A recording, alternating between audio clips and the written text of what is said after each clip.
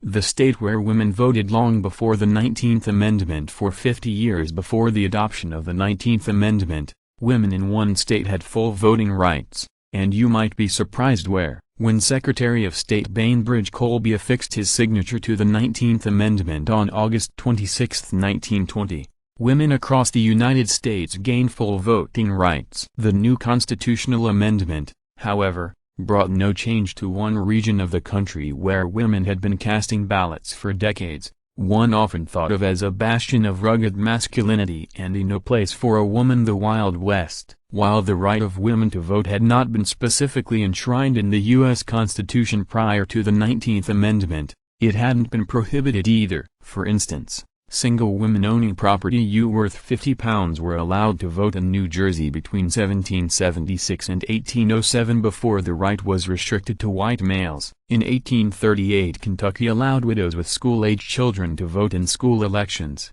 and Kansas followed in 1861. Wyoming suffrage legislation. Woman's suffrage, however, was still nearly non-existent when in 1869 William Bright, a saloonkeeper and president of the upper house of the Wyoming Territory, introduced a bill granting all female residents 21 years and older the right to vote. According to the Wyoming State Historical Society, the territorial legislature had already passed progressive measures guaranteeing women teachers the same pay as men and granting married women property rights apart from their husbands. Bright's measure backing universal woman's suffrage, however, would be groundbreaking in the United States. The bill passed both houses of the all-male legislature and was signed into law on December 10, 1869, by Republican Governor John Campbell. The following September, 69-year-old Louisa Sween, described by a local newspaper as a gentle white-haired housewife, became the first woman to cast a ballot under the law in her town of Laramie,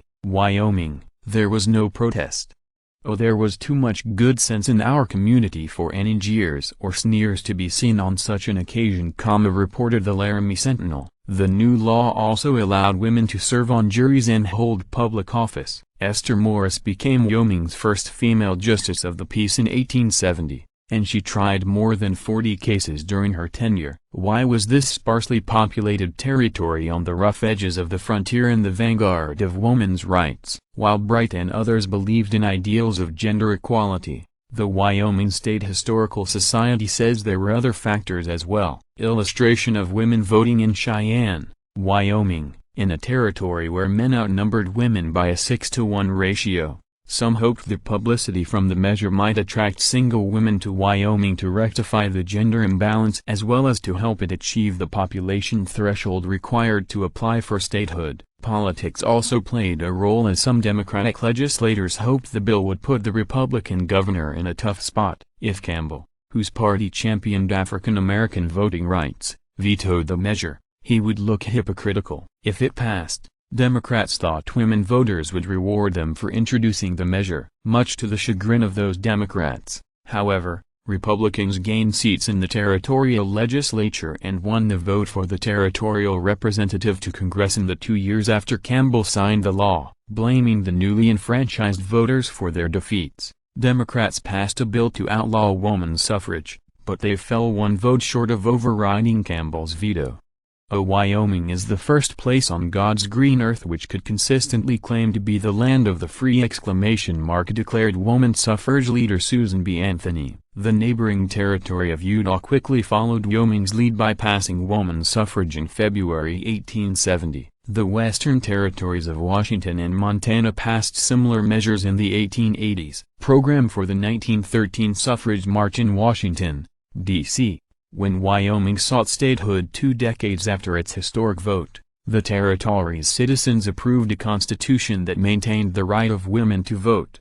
When Congress threatened to keep Wyoming out of the Union if it didn't rescind the provision, the territory refused to budge.